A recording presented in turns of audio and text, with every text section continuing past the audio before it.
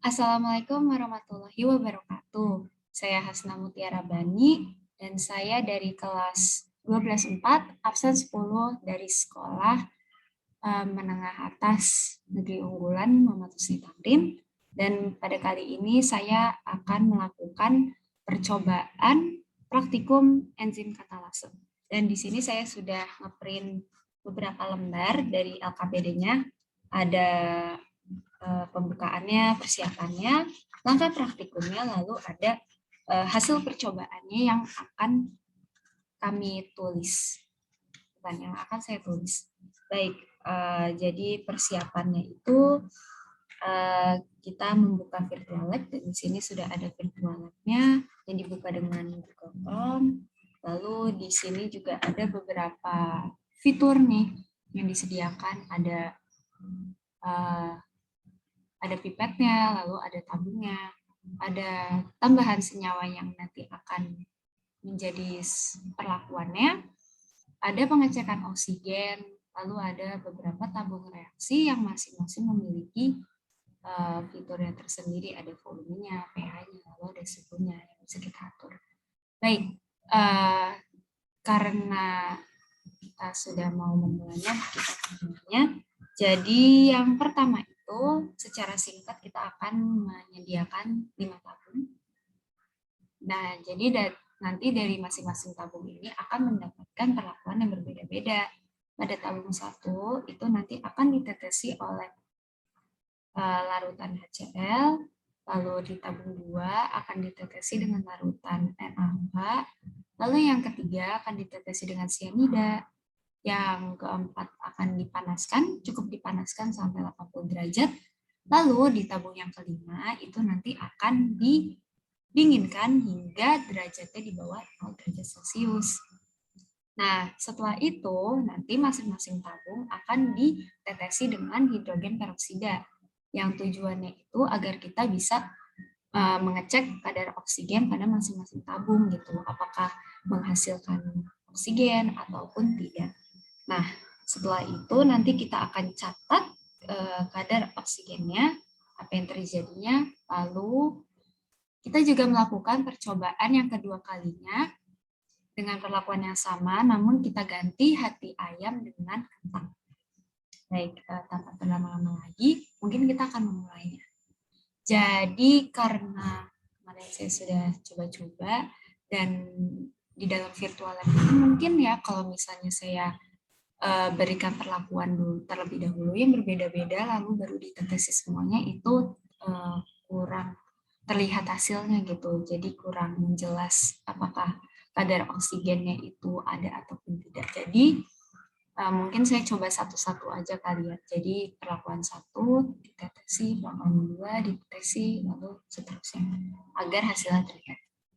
Baik, kita yang pertama akan tetesi asam klorida di tabung pertama. Mungkin kita tetesi dulu tetes, bismillah. Lalu kita tetesi langsung hidrogen peroksida. Wow, oke. Yang dihasilkan mungkin sekitar 4,5 ml ya. Mencapai 4,5 ml. Baik, untuk yang kedua akan kami tetes natrium hidroksida 2 tetes. Kita tetesi hidrogen peroksida. Wow, oke. Cukup banyak yang dihasilkan. Baik. Yang ketiga, kita tetesi sianida pada tabung ketiga. Jadi kalau kita langsung deteksi hidrogen peroksida, wow, oke, menghasilkan yang tidak cukup banyak, namun tetap menghasilkannya. Sekarang kita panaskan hingga 80 derajat. Jadi kita tunggu sampai 80 derajat ya. Oke, lalu kita tetesi dengan hidrogen peroksida. Apa yang terjadi? Wow, oke. Yang dihasilkan tidak cukup banyak ya berarti. Mungkin hanya setengahnya saja. Oke, sekarang yang kelima kita akan mendinginkannya hingga di bawah 0 derajat. Ya, anggap saja kita sampai -10 ya. Oke, sekarang kita tetesi langsung. Apa yang terjadi? Tidak terjadi apa-apa. Oke, sudah dicatat masing-masing. Dan sekarang kita cek kadar oksigennya.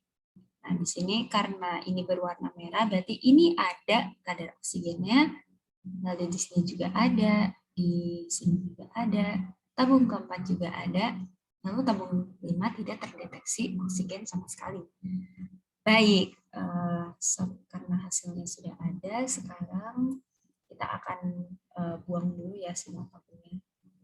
Tadi sudah diuji. Oke. Sekarang kita tambahkan volumenya 2 mili dan kita ganti dengan kentang. Oh tidak, berarti kita harus ganti dulu ya. Kentang. Ini.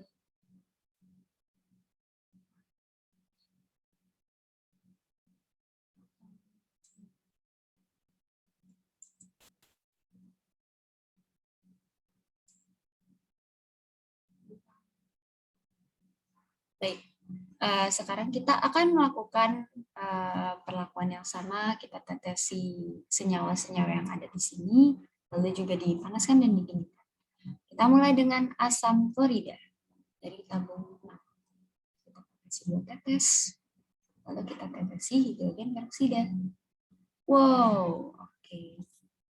Sama ya berarti seperti yang tadi menggunakan hati ayam. Lalu yang kedua kita akan mencoba dengan natrium hidroksida. Kita tetesi 2 tetes, lalu kita tetesi dengan hidrogen peroksida. Apa yang terjadi? Oke, mungkin ya sama ya, mungkin sedikit lebih sedikit, jadi ya tidak terlalu terlihat juga, namun tetap menghasilkan oksigen. Baik, untuk yang ketiga akan kita tetesi sianida. Tes, lalu kita tetesi hidrogen peroksida. Apa yang terjadi? Oke, ini kalau bisa dilihat ini warnanya tidak terlalu terlihat ya, karena ini nggak kontras, jadi agak bercampur, warnanya berdekatan. Tapi seperti yang saya lihat tetap menghasilkan. Untuk yang keempat akan kami panaskan sampai 80 derajat. Sudah dipanaskan, kita tunggu sampai 80 derajat. Sekarang kita tetesi dengan hidrogen peroksida. Wow, oke, menghasilkan sampai 3,5 mili. Lalu yang tabung ke-10 akan kita dinginkan hingga di bawah 0 derajat dan mungkin sama aja ya kayak minus 10 Celsius. Kita tetesi dengan hidrogen peroksida. Lalu yang terjadi adalah oke, tidak terjadi apa-apa ya, berarti minus. Baik, jadi karena kita sudah mendapatkan beberapa datanya, lalu kita bisa tahu sendiri bahwa di sini enzim itu kecepatan lajunya itu dipengaruhi oleh beberapa faktor seperti pada perlakuan pH yang sangat tinggi atau sangat rendah dan juga suhunya gitu. Jadi kita bisa lihat suhunya ini kan nggak sampai 100 derajat ya, yang ini ya sampai 80. Mungkin ini bisa dianggap tidak terlalu panas sehingga kinerja dari enzimnya ini sendiri tetap bisa berjalan dengan lancar dan tidak terhenti. Sedangkan kalau yang dingin ini karena sudah sangat dingin ya suhunya, maka suhu yang ekstrim itu pun juga tidak akan bekerja dengan lancar gitu. Jadi enzimnya akan terhenti gitu. Dan karena sianida ini juga tidak akan menghasilkan pH yang begitu tinggi dan begitu rendah, maka laju dari enzimnya sendiri ini tidak akan secepat ketika enzimnya itu pH-nya yang lebih tinggi atau lebih rendah. Jadi mungkin cukup sekian dari percobaan ini. Mohon maaf apabila ada beberapa kekurangan kata, mohon dimaafkan. Semoga hasilnya bermanfaat. Terima kasih. Assalamualaikum warahmatullahi wabarakatuh. Semangat semua.